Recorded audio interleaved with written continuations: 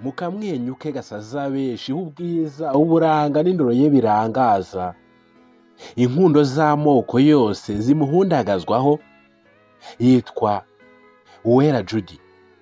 Mu gakanzu ke k'umutuku n'ak'umweru yamamariyemo, ibi byose bituma arushaho kumurika nk'umunyamideli wakamejeje hano muri kino gihugu cy'u Rwanda, umukinnyikazi wa filime warikoroje, yewe ngo ni n'umugororambavu. Imyaka itarenga 4 yikoza mu mitana akiyereka abatanazi. Abenshi ku mbuga nkoranyambaga zanyu hari akavi kavuga ko mwamufurowinze. Yego koko uramubona kandi uramukunda, ariko se umuzi hiki? Uretse gusubiza icyo kibazo kibi cyanjye, ahubwo dore icyawe. Ese umukundira iki niba koko usanzwe umubona kandi umukunda?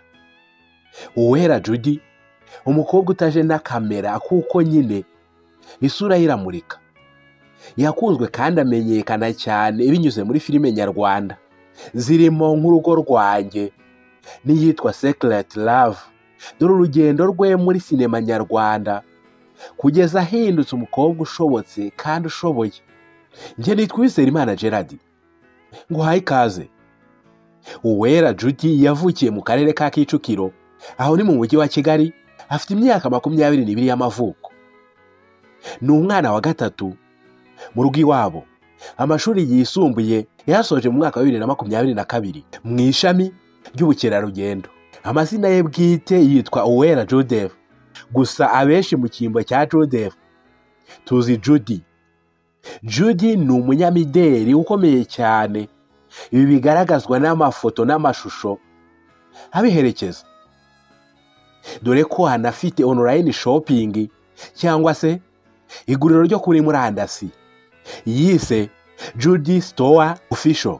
Si iby'imideli gusa twakubwiye, ahubwo twakubwiye ko ari n'umukinnyi ukomeye cyane wa filime nyarwanda hano mu gihugu cy'u Rwanda, ukunzwe cyane ndetse no hanze yacyo.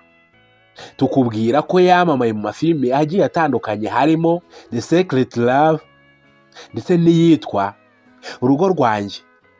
Mu mwaka wa 2022 ubwo Uwera Judy yasozaga kwiga amashuri ye yisumbuye, ntiyigeze ashamakira ibyo gushaka akazi, ahubwo amaso ye yayahanze ku mbuga nkoranyambaga. Ibi ni ibintu wabaga watekereza ko ari ubusazi utarebye cyangwa ngo utekereze ku mpamvu yatumye abihitamo. Uwera Judy yatangiye gukoresha imbuga nkoranyambaga habura umwaka umwe gusa ngo asoze amashuri yisumbuye. Ubwo nyine ni hagati y'umwaka wa 2021 na 2022. Gusa ngo icyo gihe yakoreshaga imbuga nkoranyambaga nk'uwishimisha, nyuma bihindura akazi. Bityo hatangira kukabyaza umusaruro ndetse akuramo n'amafaranga atubutse. Dore ko ibigo bitandukanye bidahwema kumwiruka inyuma bimwingingira kubyamamariza bitewe n'abamukurikira benshi yibitseho. Uwera Judy yatangiye kumva yakina filime yiga mu mwaka wa mbere w'amashuri yisumbuye, ahita yinjira muri AELG yateguraga ikanakina ikinamico. Akimara kugeramo yasanze uwandikaga amakinamico asoje kwiga, bityo Judy ahita ahinduka umwanditsi w'amakinamico, akajya anabayobora buri wese akamwereka ibyo akina. Hatangira guhinduka intiti mu bijyanye na acting. 2019 nibwo Uwera Judy yatangiye gukina filime, gusa ngo ikimubabaza cyane nuko izo filime zose yakinye ngo atigeze anagaragaramo. Bidatinze Uwera Judy yabonye aho bahitamo abanyampano mu gukina filime, araperforminga, bityo ahitwamo mu banyempano akina filime. Nyuma gato Uwera Judy yahise atangira kugaragara muri filime nk'iyitwa Urugo Rwanjye ndetse na The Secret Love.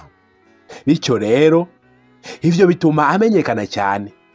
Uwera Judy ngo yinjiye muri sinema nyarwanda ashaka guhinyuza abavuga ko abakobwa b'abanyarwanda binjiye muri sinema badukana imico mibi, ibivugwa cyane nko gutanga ruswa y'igitsina. Uwera Judy yagize ati, iyo mu kazi hajemo ibyo kuryamana akazi karapfa nyine. Nge ndibaza nti niba ufite ikigo ukaba ukoresha abakobwa mwabanje guca muri ziriya gahunda, n'ubundi undi mwiza uteye neza, ntibizatuma wa wundi wari waragahaye akabura. Ibyo bintu rero iyo bije mu kazi ako ari ko kose, akazi karapfa. Uwera Judy avuga ko ari umukobwa winjiye muri filime nyarwanda nta ruswa n'imwe atanze, dore ko we yabyikorereye aciye muri casting nk'abandi, akabasha gutsinda ikizamini akagirwa umukinnyi wa filime. Uwera Judy avuga ko kumenyekana akiri muto bigira ingaruka nziza kubera ko umuntu abona akazi keza kandi yifuza. Avuga kandi ko hari n'ingaruka mbi bigira. Aragira ati umuntu ashobora kurwara agahinda gakabije kubera ibyo abona n'abandi watarageraho. Rero ibyo ni ukwirinda kubitekerezaho, kuko wihaye kubitekerezaho warwara nyine agahinda gakabije. Uwera Judy kandi agira inama abakobwa biyandarika bakohereza amafoto abasore bakundana bambaye ubusa, aho agira ati ni gute wifata ukohereza umuntu amafoto cyangwa se amashusho yawe wambaye ubusa? Biriya si byiza, kuko ushobora kugira gutya wifuza gutandukana nawe watabishaka, akagukangisha ko afite amafoto yawe, ndetse niwibeshya mugatandukana ayashyira hanze, bityo nawe wakumva ko ari buyashyire hanze wambaye ubusa, ugahitamo gukundana nawe ukabaho ushenguka, ndetse uri mu rukundo udashaka utanakeneye. Ibyo rero bigira ingaruka nyinshi mu buzima bwawe ndetse n'ubw'umuryango muzarema. Ibi byose Uwera Judy yabivuze agendeye ku nkunura yari imaze iminsi yo kwandagazwa kw'abakobwa, harimo gushyirwa hanze kw'amashusho cyangwa se amafoto abakobwa bambaye ubusa, ndetse ngo mu buryo bw'agahimano, kuko nyine batandukanye. Uwera Judy ngo ni umukobwa nyine wifuza kuzajya mu ijuru, kuko kugira gutya ugatwikira mu isi ariko ntuzajye mu ijuru byaba ntacyo bimaze. Rero ngo ibyo bituma akunda gusenga cyane. Mu buzima busanzwe Uwera Judy akunda kwisomera udutabo turimo inkuru zo hambere. Ikindi kandi si ukuba umukinnyi wa filime gusa n'umunyamideli, anagaragara no mu ndirimbo z'amavideo y'abahanzi. Urugero ni indirimbo Fine ya Juno Kizigenza, dore ko producer Gadi yavuze ko uyu mukobwa yagiye gukoreshwa mu ndirimbo atajya hasi y'ibihumbi 400, ariko kandi ngo ntanagiye hejuru y'ibihumbi 700 by'amafaranga y'u Rwanda. Ubwo nyine urumva ni mujejeta franga kazi. Ngivyo ibyo wamenya kuri Uwera Judy, umukobwa urangwa n'ikinyabupfura, wubatse ubwamamare buhambaye, agakundwa na benshi, agakurikirwa na benshi, akaba nabyishimiye ndetse anabinezerewe. Ni nazo iki kiganiro ngushimiye we wari udukurikiye, naho akagaruka. Ciao ciao, Imana ibarinde.